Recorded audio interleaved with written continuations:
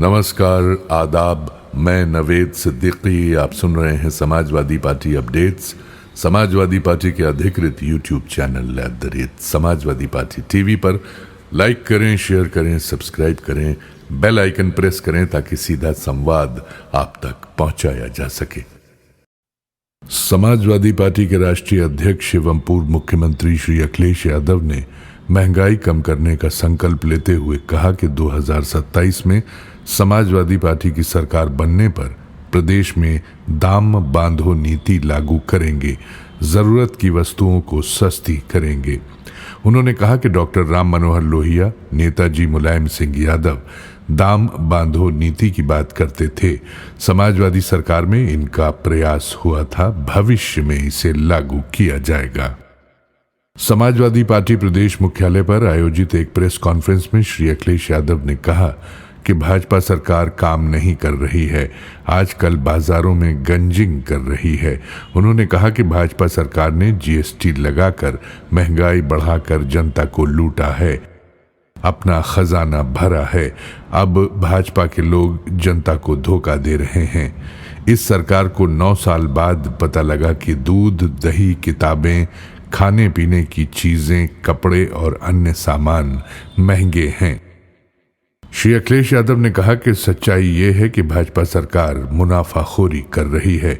जब तक मुनाफा कमाना बंद नहीं होगा तब तक महंगाई कम नहीं होगी। जीएसटी कम करने के नाम पर जनता को धोखा दिया जा रहा है।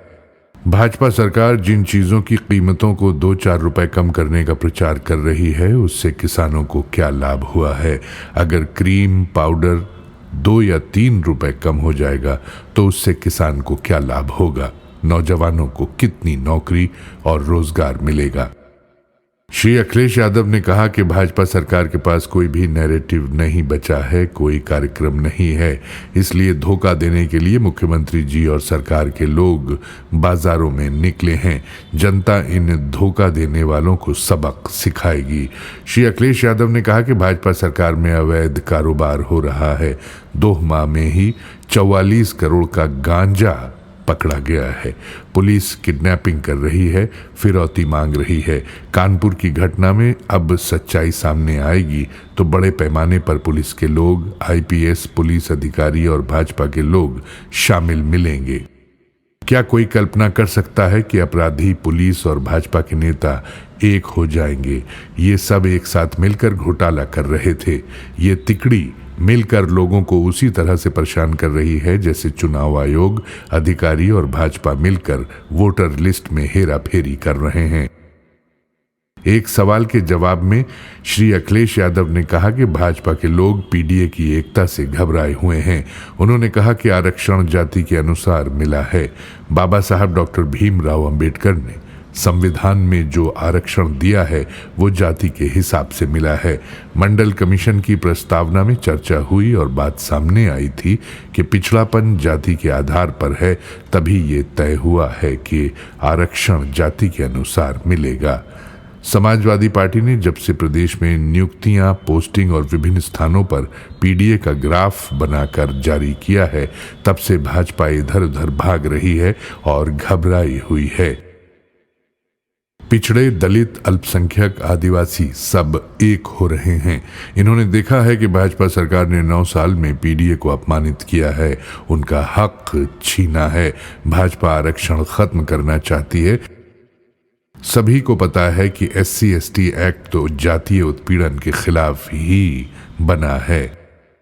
श्री अखिलेश यादव ने कहा कि भाजपा की पोल खुल रही है, हम लोग लोगों को जागरूक करेंगे। सामाजिक न्याय के राज्य की स्थापना की लड़ाई जारी रहेगी। पीडीए और समाजवादी पार्टी ने सबका भरोसा जीता है। समाजवादी पार्टी और पीडीए से बड़े पैमाने पर लोग जुड़ रहे हैं। श्री अखिलेश यादव ने कहा कि भाजपा सरकार में हर विभाग और हर कार्य में भ्रष्टाचार है। भाजपा ने प्रदेश में भ्रष्टाचार के सारे रिकॉर्ड तोड़ दिए हैं। विभागों में बड़े पैमाने पर भ्रष्टाचार है। विधायक ने 10% कमीशन की बात खुले मंच से स्वीकार की। उत्तराखंड में पकड़ा गया पैसा किसका है, कोई नहीं बता रहा है।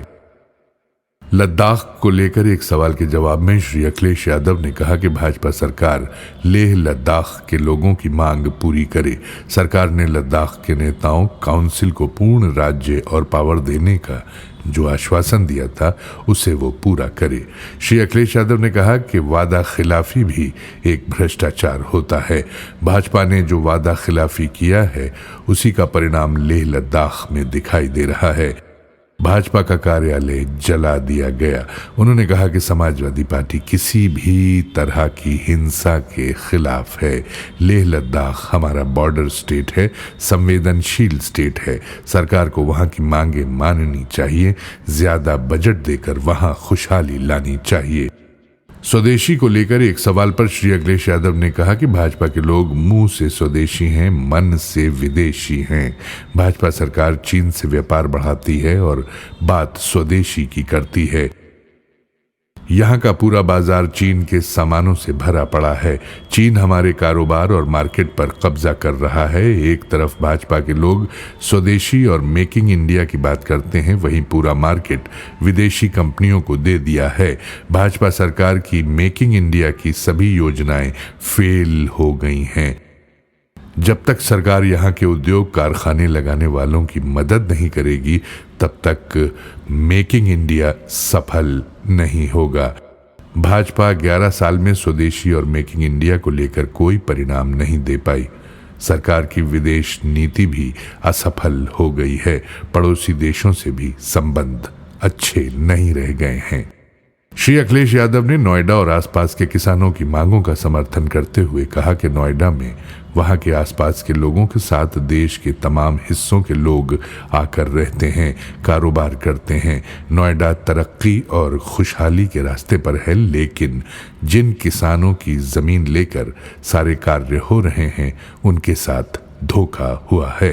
श्री अखिलेश यादव ने नोएडा के किसानों को भरोसा दिलाया है कि भविष्य में उनकी मांगों को पूरा करने के लिए समाजवादी पार्टी उनके साथ खड़ी है।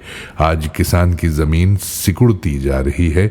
भाजपा की सरकार साजिश और षड्यंत्र कर रही है, कानून की परवाह नहीं कर रही है, किसानों पर दबाव बनाकर जमीन छीनने का कार्य कर रही है। समाजवादी पार्टी सर्किल रेट बढ़ाकर किसानों को मार्केट रेट दिलाएगी जिससे किसान खुशहाल हो। समाजवादी पार्टी भविष्य में ऐसा इंफ्रास्ट्रक्चर बनाएगी जिससे अर्थव्यवस्था को लाभ पहुंचे, किसानों का फायदा हो, गरीब नौजवानों को नौकरी और रोजगार का मौका मिले। समाजवादी पार्टी की नीतियों तथा समाजवादी पार्टी के राष्ट्रीय अध्यक्ष एवं पूर्व मुख्यमंत्री श्री अखिलेश यादव के नेतृत्व के प्रति आस्था जताते हुए आज शोहरतगढ़ के पूर्व विधायक चौधरी अमर सिंह, गौतम बुद्ध नगर नोएडा के किसान नेता श्री सुधीर चौहान, खजनी विधानसभा से बसपा के पूर्व प्रत्याशी श्री विद्यासागर और बसपा के गोरखपुर के पूर्व जिलाध्यक्ष एवं गोरखपुर मंडल के पूर्व कोऑर्डिनेटर श्री लालजी भारती अपने हजारों समर्थकों के साथ समाजवादी पार्टी में शामिल हो गए। श्री अखिलेश यादव ने समाजवादी पार्टी प्रदेश मुख्यालय में आयोजित एक प्रेस कॉन्फ्रेंस में इन सभी नेताओं को पार्टी की सदस्यता दिलाते हुए उम्मीद जताई कि इन साथियों के आने से समाजवादी पार्टी को मजबूती मिलेगी। उन्होंने कहा कि नोएडा और आसपास किसानों की लड़ाई लड़ने वालों से पश्चिमी उत्तर प्रदेश में समाजवादी पार्टी को काफी बल मिलेगा। समाजवादी पार्टी का पीडीए परिवार बढ़ाने का प्रयास मजबूत होगा। समाजवादी पार्टी सामाजिक न्याय के राज की स्थापना के लिए संघर्ष कर रही है, उसमें सफलता अवश्य मिलेगी। ये जानकारी समाजवादी पार्टी के मुख्य प्रवक्ता श्री राजेंद्र चौधरी ने दी।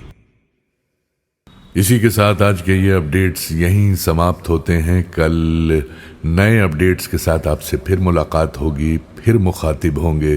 तब तक कबूल कीजिए नवेद सिद्दीकी का सलाम, नमस्कार, शुभ रात्रि।